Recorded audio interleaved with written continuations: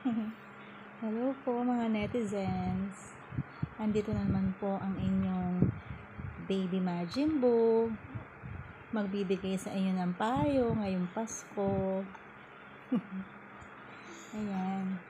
Mga netizens, kailangan po maging appreciative po tayo sa mga biyaya na natanggap natin ngayong year na to. Yan po, bawal na po ang Negastar.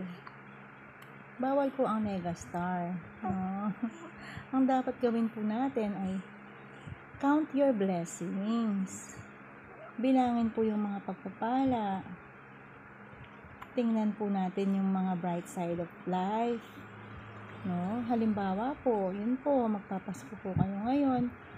Nawalan man po kayo ng jowa. Meron pa rin po mga pagpapala. Ano-ano po yung mga ito?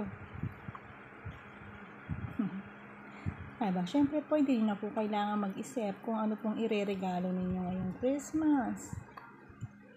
Hindi nyo na rin po kailangang mag-alala kung saan nyo po dadalhin yung jowa ninyo. At siyempre po, ano pa po? May chance na po kayong maghanap ng iba. Diba? Move on din po kung may time.